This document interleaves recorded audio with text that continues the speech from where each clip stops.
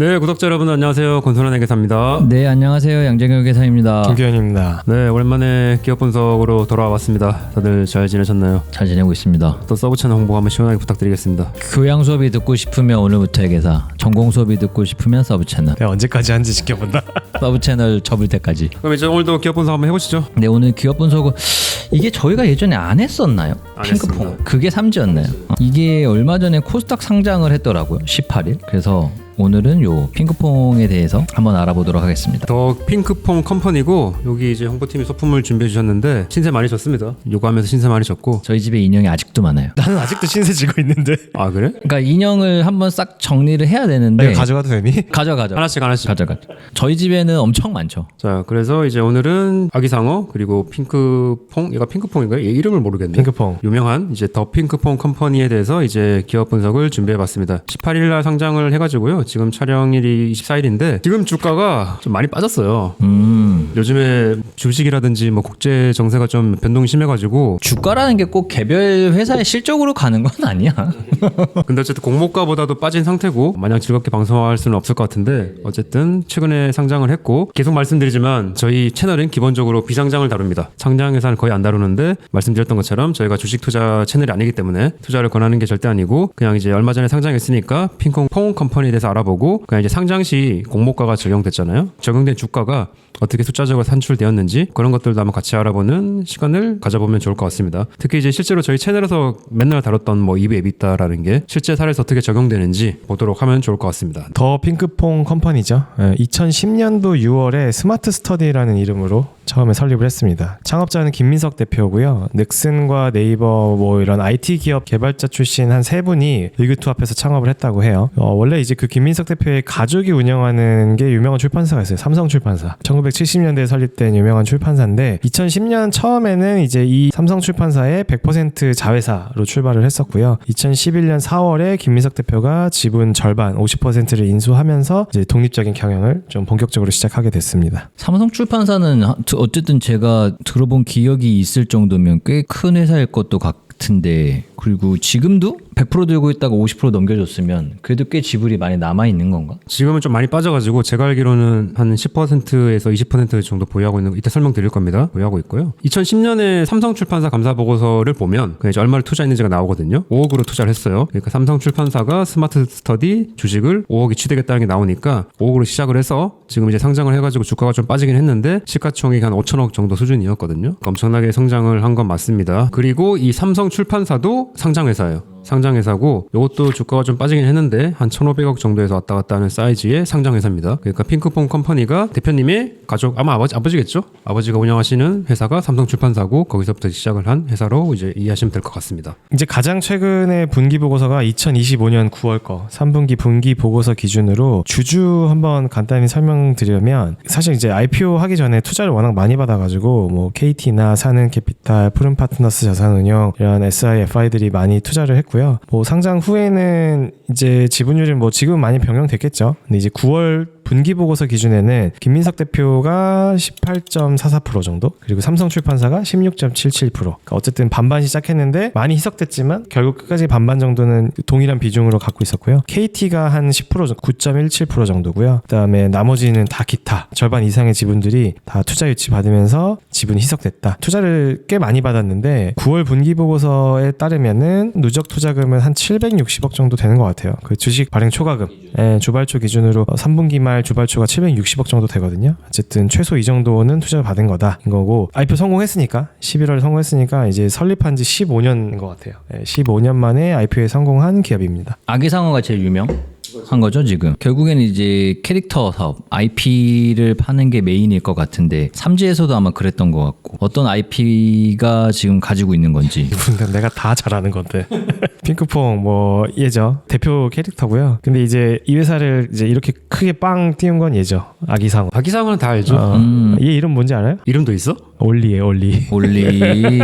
그리고 이제 베베핀이라고 5인 가족으로 이제 캐릭터 해가지고 3D 그가 하나 있어요. 베베핀이 그거 있어요. 노래 나오는 거. 베베핀도 이제 가족, 사람이 나오는 거죠. 얘는 이제 사람이 나오는 건 아니고. 그래서 약간 연령대가 아기상어 다음 단계 정도인 것 같고, 요 세 가지가 메인 IP입니다. 베베핀입니다. 핑크퐁, 상어가족, 베베핀. 네, 그래서 좀 더 이제 구체적으로 시간순으로 한번 정리를 다시 해보면 2012년에 여기 이제 대표 캐릭터 핑크퐁 명칭과 로고가 확정되면서 브랜드 정체성을 확립을 했고요. 2015년에 회사의 운명을 바꾼 아기상어 컨텐츠 유튜브를 통해서 전 세계 244개국 25개 언어로 글로벌 IP로 성장을 했고요. 그리고 22년에 이제 원래 회사명이 스마트 스터디였잖아요. 이름을 바꿨습니다. 더 핑크퐁 컴퍼니로 사명을 바꿨고, 그러니까 이제 처음에 기업은 스마트 스터디였잖아요. 그러니까 처음에는 유아용 교육 기업의 정체성을 가지고 계셨던 것 같은데 이제는 이제 온 가족이 즐기는 이제 글로벌 패밀리 엔터 기업으로 되어가겠다는 그런 비전을 담고 있는 걸로 보입니다. 그리고 25년 9월 말 기준으로 여기 표에 보시면 자회사들이 꽤 많이 있어요. 그러네. 한국 소재 회사들은 다른 사업들 뭐 보시면 금융, 게임, 뭐 음악 기획 이런 걸 위주로 확장을 하고 계신 것 같고, 그다음에 지역별로도 뭐 미국, 중국, 싱가포르, 일본 이제 확장하려는 시도를 확인할 수가 있습니다. 결국에는 우리가 IP 아까 봤던 IP 3개 가지고 이제 뭔가 돈을 벌어야 될 텐데, 예전에 저희가 이런 IP 가지고 사업을 하는데 다뤘던 거는 이제 3주도 비슷했죠. 3G였던 것 같아요. 그러면 한번 요거를 사업 부문별로 그리고 한번 제품별로도 한번 설명 좀 해주세요. 좋습니다. 저기 친구들이 어떻게 회사에 돈을 벌여주는지 한번 구분을 해볼 텐데요. 크게 이제 컨텐츠, 라이센스, 머천다이즈, 기타로 구분이 됩니다. 아마 3G랑 비슷한 느낌을 받으실 거예요. 근데 이제 컨텐츠를 조금 더 이제 구분해 보면은 첫 번째가 영상인데, 심플하게는 유튜브죠. 영상으로는 핑크퐁, 아기상어, 베베핀 IP를 활용해서 제작을 하는 거고요. 주요 채널이 TV, IPTV, OTT, 파워풀한 게 유튜브. 2015년부터 유튜브 채널을 본격적으로 운영하고 있는데 구독자 수가 얼마인지 아십니까 이게? 25년 9월 말 기준 2억 8천만 명.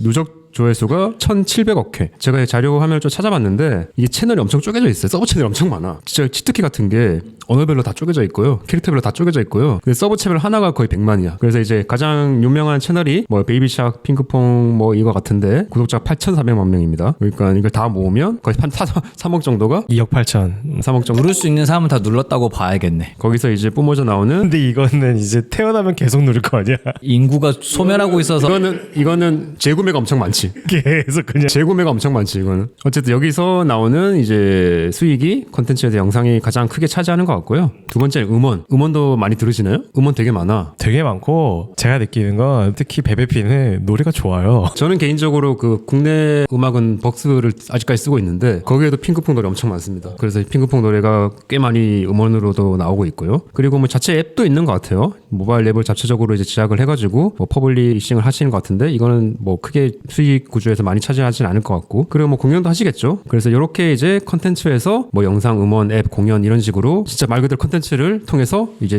돈을 벌고 계시고, 두 번째가 이제 라이센스였잖아요. 크게 라이센스였는데 이것도 3G랑 똑같습니다. 그러니까 요거를 활용해가지고 뭔가 판매하고 싶은 다른 기업 또는 브랜드사에게 요거 쓰세요 허락을 하시고 대가를 뭐 로열티로 받는 모델이겠죠. 그리고 이제 머천다이즈인데 요거죠. 사실은 캐릭터를 기획, 제작, 판매하는 또 이제 한 꼭지로 자제하고 있고요. 그리고 뭐 기타인데 뭐 게임 같은 것도 이제 퍼블리싱 하시나 봐요. 그래서 게임. 이제 스마트 스터디 게임즈라는 회사와 베이비셔크 게임즈라는 회사도 있었는데 제가 실제로 해보진 않았는데 어쨌든 뭐 게임 사업도 이렇게 전개하고 계시는 걸로 보입니다. 뭐 결국에는 3G랑 유사한 느낌이 아니라 그냥 똑같은 것 같은데요. 그러니까 컨텐츠가 있고 라이센스 있고 이걸 활용한 머천다이즈가 있고 그냥 모든 그냥 캐릭터 회사라면 이런 그냥 사업 구조를 가지고 있을 것 같고, 요걸 한번 숫자로도 한번 보겠습니다. 숫자로 매출을 좀 보면 2021년도에는 전체 매출은 한 830억 정도 됐었거든요. 근데 이제 컨텐츠가 제일 커요. 344억 정도, 한 40% 정도가 컨텐츠였고, 라이선스가 그 다음에 220억, 그리고 멀천다이즈가 한 213억 정도로 각각 한 26%, 7% 비슷하고요. 나머지가 이제 한 5%, 6% 정도가 기타인데, 이게 매출 볼륨은 2022년도 때 한 1100억 정도를 찍었었고, 23년도, 24년도는 조금 1000억을 넘진 못했어요. 23년도 전체 매출은 878억, 24년도는 974억이고, 25년도 같은 경우 3분기까지가 681억이거든요. 근데 이게 이제 연환산 그냥 해보면 한 900억 정도인 것 같아요. 어쨌든 최근 게 중요하니까 2025년 3분기 거 좀 위주로 보면요. 2025년 3분기 기준으로 콘텐츠 사업이 한 67.6% 가장 큰 비중을 차지하고, 라이선스는 10%, 제품은 15%, 게임 한 7% 정도 되거든요. 근데 이게 과거에는 그 머천다이즈 쪽이 매출 비중이 꽤 높았었는데 이게 점점 콘텐츠 중심으로 매출 비중이 많이 바뀌었어요. 그냥 단적인 예로 2022년에는 머천다이즈 매출이 432억이거든요. 2025년에는 이게 100억대로 감소했어요. 엄청 줄었네. 네, 엄청 줄었고 근데 전체 매출은 그럼에도 비슷한 상황을 유지할 수 있는 건 컨텐츠 부분이 계속 성장했다. 회사는 지금 어쨌든 이러나 저러나 컨텐츠 부분의 매출 비중을 계속 올리고 있는 추세다 이렇게 볼 수 있을 것 같고요. 삼지 혹시 기억나시나요? 제가 삼지 이거 25년 9월 기준 업데이트 했거든요. 여기 제품 비중이 얼마인지 아세요? 아 이렇게 비교해보니까 확 차이가 나네. 그때 기업 분석할 때도 그랬어요. 여기는 진짜 물건 팔려고 애니메이션 찍는 거다. 그래서 제품 비중이 엄청 높았거든요. 근데 2025년 9월 기준으로 제품 매출이 74%예요. 그러니까 라이선스 뭐 20% 해가지고 그러니까 약간 좀 내조되긴 합니다. 그러니까 이제 삼지 제가 할 때는 애니메이션 업계는 장난감으로 안 본다. 장난감 팔기 위해서 애니메이션 제작한다는 얘기를 했었는데 핑크퐁 컴퍼니는 약간 요거랑 반대 방식으로 사업을 전개하고 있는 느낌을 좀 받긴 받습니다. 네. 카테고리는 똑같은데 비중이 다르네. 매출의 지역별 구분도 보면 확연히 차이가 나거든요. 25년 3분기 매출을 국내랑 수출 이렇게 나눠보면 컨텐츠 같은 경우는 내수 52억인데 수출이 400억이에요. 그러니까 수출 비중이 거의 90%고 라이센스도 내수는 30억인데 수출은 39억. 제품 파는 것만 국내는 69억이고 해외는 35억 이 정도거든요. 전체 매출의 약 74% 정도가 해외에서 나오고 있고 그 중에서도 컨텐츠 부분은 해외 매출이 90%에 달하고 그러니까 이걸 엄청나게 해외에서 본다는 거죠. 그러니까 컨텐츠가 거의 유튜브 수익이니까 삼지는 국내에서 제품을 팔아서 수익을 얻는 모델이고 핑크퐁은 컨텐츠로 전 세계적으로 이렇게 수익을 창출하는. 그러면 어쨌든 삼지랑 사업 구조는 비슷한데 뭔가 차이점이 나는 게 매출의 구성인 거고 매출의 구성이 차이가 나니까 이 회사가 이제 지향하고자 하는 게 조금 다른 것 같고 그러면 이제 핑크퐁 컴퍼니의 손익을 다시 한번 좀 보시죠. 아까 전에 이제 매출 구성별로 이제 쪼개서 이제 설명을 드렸고 그럼 이제 매출과 매출원가, 매출총익, 판매관리비까지 뺀 영업이익을 이제 연도별로 좀 정리를 해드릴 텐데 그래서 저는 2개년도 시기 잘라가지고 시기별로 설명하면 드려볼게요. 18년부터 19년도까지는 이제 폭발적 성장기로 칭하겠습니다. 매출액이 400억에서 한 770억 정도로 뛰었고요. 영업이익도 75억에서 313억으로 4배 이상 급증을 했습니다. 야기상어가 19년에 빌보드 핫 100 20주 연속으로 진입, 그리고 이제 북미 시장에서 라이선스 사업으로 이제 폭발적 성장한 결과이고요. 그리고 이제 20년에서 21년은 안정적인 성장세, 코로나19로 온라인 콘텐츠 수요가 증가했잖아요. 그래서 이제 아기상어가 유튜브 최다 조회 영상 1위에 등극했다고 합니다. 그 영상 하나가 있어요. 누적 조회수 1위 영상이 있죠. 그래서 21년도까지도 성장을 계속했어요. 그래서 이제 2022년에는 매출이 670억, 영업이익이 210억을 기록했고 2021년에는 매출액이 830억, 그리고 영업이익이 150억을 달성을 했습니다. 자, 그리고 2022년에서 2023년까지는 실적 조정기로 좀 보이는데 이때 코로나가 끝냈잖아요. 그래서 이제 엔더믹 전환을 하면서 온라인 컨텐츠 수요도 감소하고 그리고 이때 보니까 홍콩 자회사 중에 스마트 플레이라는 게 있는데 여기가 적자가 좀 심했나 봐요. 그래서 실적이 악화되었던 것 같고 특히나 이제 2022년에는 매출은 이제 1170억으로 최고치를 기록했는데 영업이익은 36억으로 급감을 해서 영업이익률이 3%까지 하락을 했고 그리고 2023년에는 아까 말씀드렸던 홍콩 자회사 여기가 적자 누적으로 단기 순손실을 기록합니다. 그래서 창사 이래 첫 183억이라는 단기 순손실을 기록을 했습니다. 그리고 이제 2024년부터 25년까지는 턴 어라운드에 성공을 합니다. 24년 말까지 적자가 지속되었던 홍콩 자회사를 지분을 전량 매각을 했고 여기서부터 이제 그 성과가 나오는 거죠. 기존 머천다이즈에서 핵심 컨텐츠 사업으로 집중을 하면서 이제 실적이 급반등을 하게 됩니다. 전기 대비 영업이익이 370% 급증을 했고요. 그리고 2025년 3분기에도 매출 한 681억, 영업이익이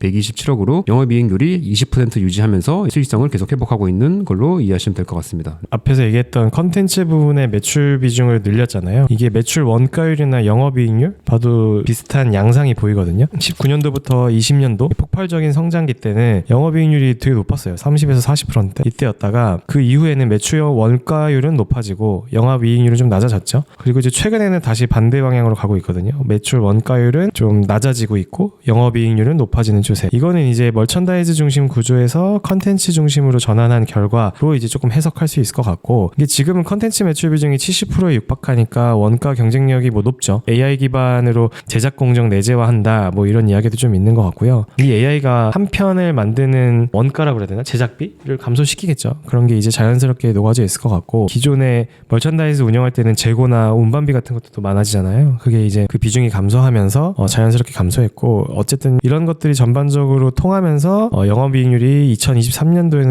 5% 정도였는데 24년도에는 20%대까지 많이 개선이 됐습니다. 컨텐츠가 아무래도 제품 파는 것보다는 매출 원가가 좀 낮을 거니까 회사의 방향성이 이렇게 좀 숫자적으로 분석이 되는 걸로 좀 이해하시면 될 것 같습니다. 그럼 이제 마지막 주제인데 IPO 한번 보시죠. 원래 이게 2019년도에 상장을 추진했었어요. 근데 이제 그때 실적이 좀 애매해서 좀 보류됐었다가 이제 6년 지나서 이제 11월 18일 날 코스닥 상장에 상장됐고요. 100% 신주 발행으로 진행됐습니다. 그러니까 구주 매각은 없었어요. 기존 투자자 포함해서 SI든 FI든 기존 주주들은 구주 매각을 전혀 안 했고 공모 주식 수는 200만 주. 그다음에 희망 공모가가 32,000원에서 38,000원이었더라고요. 근데 이제 수요 예측 하잖아요. 이거 공모 범위 정했을 때 수요 예측 결과가 이제 최상단이었어요. 38,000원. 그래서 최종적으로는 760억을 조달할 수 있었고 상장하자마자 처음에는 한 5,453억 정도로 이제 시작을 했었고요. 근데 이게 2017년도에 좀 공식적으로 마지막 투자 유치 받았었을 때 좀 기업 규모 크게 받았던 건 이때가 마지막인 것 같은데 이때 기업 가치가 한 2,000억 좀 안 되더라고요. 1,930억? 그러니까 그때에 비하면 한 2.8배 수준. 당초 목표는 한 7,000억 정도였다고는 하는데 그거보다는 조금 낮지만 좀 어쨌든 이 정도로 현실적인 수준으로 평가된 것 같다. 그럼 이제 오늘 주 컨텐츠일 것 같은데 기업 가치를 그래서 이 공모가액이 38,000원이 어떻게 나왔냐 이거를 사실 공부해보는 게 오늘 컨텐츠의 주 핵심이거든요. 그래서 이거를 한번 볼 텐데 일단 여기서 저희가 영상을 띄워드릴 테니까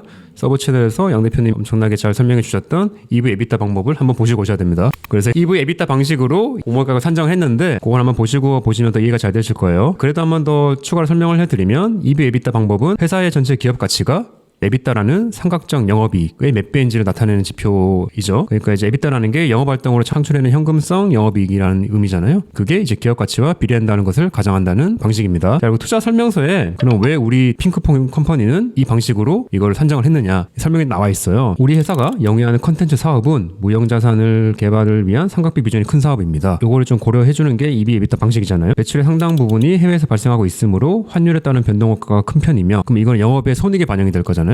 근데 이제 EV 에비타 방법은 요게 효과가 안 들어가는 거니까 삼각비가 많은데 요것도 고려하고 그다음에 해외에서 발생한 손익도 어쨌든 이 기업 가치를 산정할 때는 제거하고 싶다. 그러면 EV 에비타 방식으로 저희가 하는 게 좀 합리적이다. 그렇게 설명을 하고 있습니다. 근데 뭐 납득이 되시나요? 근데? 납득돼요? 좋은데요? 근데 결국에는 제일 유리한 방식을 썼을 거잖아요. 그럼요. 그러니까 뭐 여러 가지 방식이 있는데 가장 유리한 방식을 썼을 거고 어쨌든 거기에 대한 회사의 합리적인 근거를 봤는데 납득이 되는 수준이다 정도로 넘어가시면 될 것 같습니다. 그리고 이제 밑에서 설명드릴 텐데 이게 그러면 한 해 동안 발생한 에비타를 몇 배수를 적용하냐의 문제가 생기잖아요. 멀티플이라는 개념인데 그걸 비교 기업에서 이제 뽑아 오잖아요. 국내에서는 삼지 엔터테인먼트를 뽑았고 뭐 해외에서는 뭐 일본 기업을 선정한 것 같아요. 여기에 대해서 자세한 내용은 제가 잘 모르겠지만 카도카와 산리오. 산리온나 산리오는 알죠. 호웨이랑 카도카와는 저도 처음 봤어요. 그래서 투자 설명서 보시면 왜 이 회사를 뽑았는지도 설명이 굉장히 자세히 잘 나와 있습니다. 왜냐면 그게 제일 중요하거든요. 그래서 업종 유사성, 재무 유사성, 뭐 사업 유사성, 뭐 일반 유사성을 종합적으로 자본구조 유사성도 맞습니다. 봤던 것 같고. 그래서 4배 회사를 가지고 그럼 우리 핑크퐁은 몇 배를 줄 것이냐를 이제 뽑은 거라고 이해하시면 될 것 같아요. 이거 뭐 해보면 결국에는 EV 에비타를 쓴 거잖아요. 한번 우리가 변수를 좀 쪼개서 보면 에비타를 먼저 구해야 될 거고 여기 이제 멀티플을 곱하는 거잖아요. 이거 이제 곱한 값이 EV, 그러니까 기업 가치, 엔터프라이즈 밸류라는 거고. 그러면 에비타를 구하려면 다시 우리가 세 가지를 구해야 되거든요. 영업이익, 그리고 감가상각비, 여기 이제 무형자산 상각비를 구해야 되는 건데 이거 이제 더한 게 에비타란 말이에요.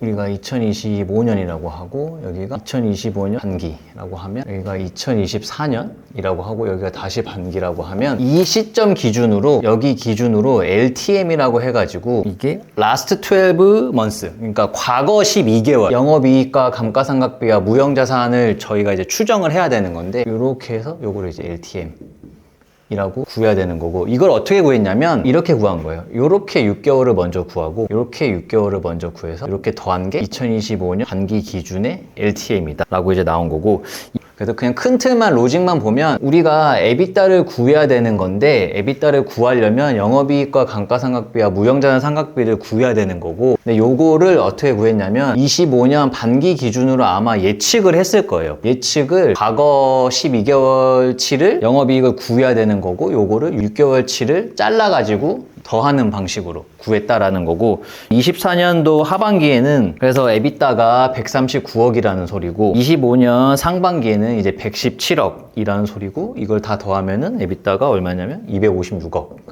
이다 라는 겁니다. 라는 거고 그 다음에 이제 멀티플을 구해야 되는 건데 멀티플은 아까 권액회사가 설명해 주신 것처럼 지금 비교군이 4개가 나온 것 같아요. 삼지가 하나 나왔고 카도카가 하나 나왔고 산리오가 나왔고 토웨이가 나왔는데 이 회사들의 멀티플을 각각 계산해 보니까 얘는 16.59, 얘는 19.62, 얘는 26.5, 얘는 16.76 해가지고 요걸 이제 단순 평균한 거예요. 이제 에버리지 해 보니까 여기 19.87 나왔다. 라는 거고. 그래서 256억에서 멀티플 19.87을 곱한 숫자가 이제 기업 가치인 거고, 요게 증권 신고서 상으로는 5,087억이라는 소리입니다. 여기까지가 이제 기업 가치인 거고, 근데 여기까지 구하면 안 되고 우리는 주식 공모가까지를 고려한 이제 에쿼티 밸류를 구해야 돼요. 기업 가치에서 아까 이제 엔터프라이즈 밸류까지 구했죠. 엔터프라이즈 밸류가 이제 5,087억이고 여기서 넷캐시를 구해야 되는데, 넷캐시는 재무제표 보면 나와 있어요. 현금 및 현금성 자산이 431억, 단기금융상품 381억, 장기차입금 5억, 유동 비유동 리스부채 한 38억 해가지고 뽑아보면 한 769억 정도가 넷캐시고, 요거를 더한 게 5,856억 인 거고, 이게 에쿼티 밸류입니다. 이게 주주 가치, 요게 엔터프라이즈 밸류, 이게 기업 가치. 그래서 두 개가 조금 차이가 있죠.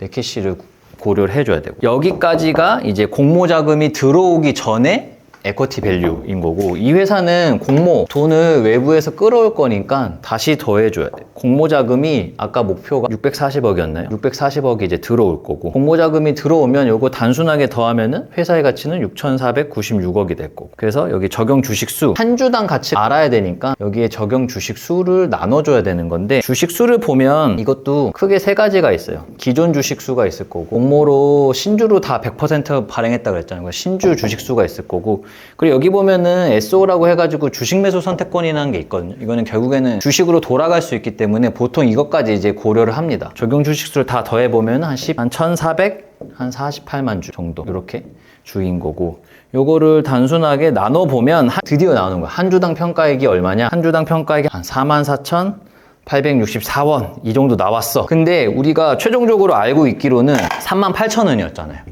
왜 이렇게 괴리가 나냐? 왜냐면 우리가 희망 공모가 밴드라고 해가지고 범위를 줘요. 야, 우리는 32,000원에서 한 38,000원 정도 됐으면 좋겠어 라고 하는 거야. 근데 야, 너네가 실컷 구해놓은 거는 44,000원인데 왜 너네는 이렇게 낮게 부르는 거야? 라고 하실 수 있는데, 보통 여기 할인율을 곱합니다.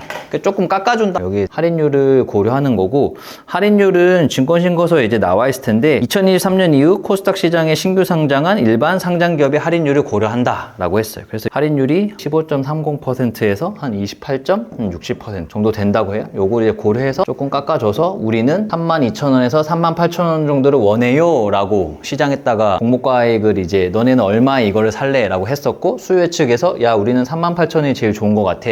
38,000원이면 나는 살게. 라고 해가지고 최종적인 공모가액은 이제 38,000원으로 이제 결정된 것 같아요. 그래서 정리를 하면 결국에는 EV 에비타를 통해서 엔터프라이즈 밸류를 구하고, 여기에 우리가 아는 캐시를 구해서 에쿼티 밸류까지를 구하고, 여기까지가 이제 우리가 보통 흔히 아는 M&A에서 쓰는 EV 에비타의 끝인 것 같고, 근데 증권시장에 와서는 공모자금, 새로운 돈이 들어오니까 추가적으로 이제 붙는 것들이 있죠. 그래서 돈이 640억이 들어올 거고, 그럼 이 돈이 도대체 한 주당 얼마에 들어와야 되는지. 그래서 여기까지 하면은 M&A에서 쓰인 EV 에비타가, 그리고 IPO에 쓰인 EV 에비타가 어떻게 적용되는지를 아실 수 있을 것 같습니다. 그래서 요거는 보통 저희가 올려드리거든요.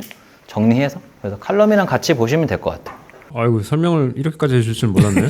서브 채널에서 올려야 될 것 같은 느낌인데 어쨌든 상세한 설명 감사드립니다. 저런 로직으로 이제 공모가가 선정이 됐다는 걸 설명해 드리고 싶었고, 어쨌든 저렇게 해가지고 38,000원에 상장이 됐는데 지금 좀 변동성이 있는 것 같습니다. 향후 어떻게 될지가 궁금한데, 마지막은 아까도 잠깐 나왔던 삼지랑 좀 비교를 하면서 마무리하면 좋을 것 같은데, 저도 이제 준비를 하다 보니까 삼지랑 약간 비슷하면서 약간 다르게 사업을 확장해가는 과정인 것 같고, 사업 구조의 차이는 이제 핑크퐁 컴퍼니는 컨텐츠 중심이고 삼지는 제품 중심에서 비롯된 걸로 보이는데, 뭐 이제 주력 매출은 저는 컨텐츠, 유튜브, OTT인 것 같고요. 삼지는 완구 패션 뭐 그런 같은 MG 제품에서 발생하는 것 같고, 서브 매출은 이제 라이센스인 것 같고요, 둘 다. 근데 이제 RP 활용 방식에도 차이가 있는 것 같은데, 핑크퐁은 글로벌로 반복 소비, 근데 삼지는 뭐 주로 이제 국내에서 캐릭터 기반 완구를 일회성 소비가 약간 좀 대저점이 있는 것 같고, 생산 운영 구조도 전자는 온라인으로 배포하니까 저비용 고반복 형식인 것 같고요.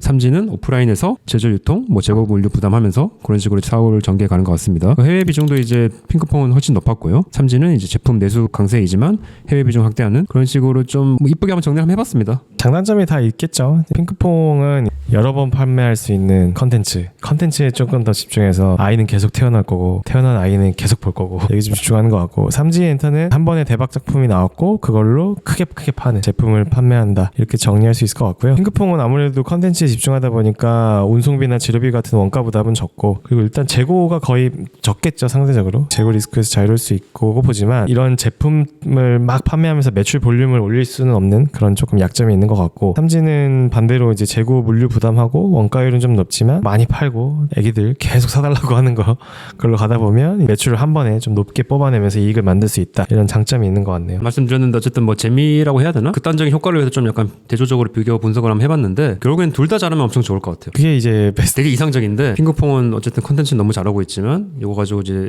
머천다이즈도 좀 폭발적으로 성장해 나갔으면 좋을 것 같고, 삼지는 뭐 제가 느끼는 바에는 컨텐츠 좀 약한 느낌이 없지 않아 있거든요. 둘 다 잘하면 이제 디즈니 되는 거 아닌가? 장단점이 있는 것 같은데 단점은 좀 보완하고 강점은 잘 살리는 방식으로 한국에서 나온 IP 기업이잖아요. 뭐 좋게 한번 봐주시면 좋을 것 같습니다. 저희가 어쨌든 두 회사를 비교를 했는데 맞다 틀리다라는 거를 이제 의견을 드리는 건 아니고 그냥 이제 객관적으로 저희의 생각을 정리해드렸던 거고, 투자는 저희 의견을 전혀 귀담아 듣지 마시고 알아서 하시면 이제 될 것 같습니다. 투자를 권하는 거 아니니까 투자는 각자 알아서 하시기 바라겠습니다. 그럼 오늘 마무리하고 다음에도 또 재밌는 기업으로 인사드리도록 하겠습니다. 고생하셨습니다. 네, 감사합니다. 감사합니다. 네.